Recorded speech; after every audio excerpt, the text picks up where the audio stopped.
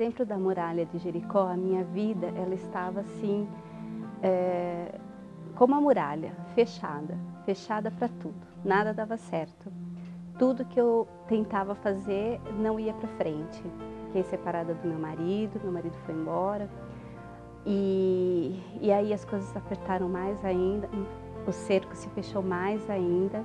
Muitas dívidas, né, que foram se acumulando, porque nessa separação eu saí sem nada e eu comecei assim a ver a estrutura se demolindo na minha frente, porque minha filha com 12 anos, eu pagava escola, pagava colégio, já não tinha mais condições de fazer isso, não tinha condições de mais nada e desempregada, porque quando nós nos separamos, eu estava desempregada.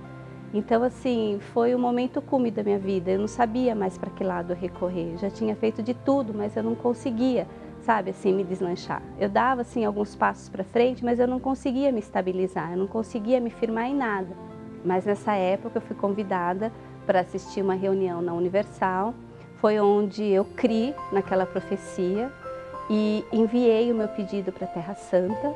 Aí o Espírito de Deus mudou a minha vida, no sentido assim, que meu marido ele voltou, nós firmamos o nosso relacionamento, nós casamos, eu saí daquele fundo de poço, gradativamente eu consegui, né, me estabilizar financeiramente, arrumei um bom trabalho, onde as coisas começaram a dar certo, começaram a fluir.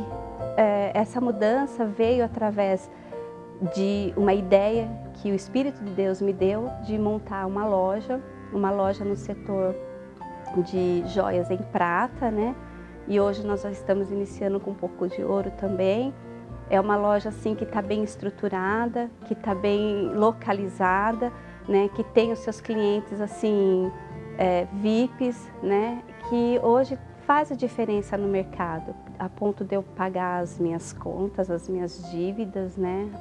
A escola da minha filha na época toda atrasada e foi me ajudando a conquistar, né? Então eu conquistei um carro, moro muito bem, moro numa casa ampla, num apartamento amplo, numa cobertura confortável. Ela tem uma estrutura para não precisar usar o condomínio do prédio. Eu tenho a minha piscina, tenho a minha churrasqueira, tenho a minha área de lazer, onde eu posso receber os meus familiares, onde eu vivo muito bem e feliz, com muito conforto, né?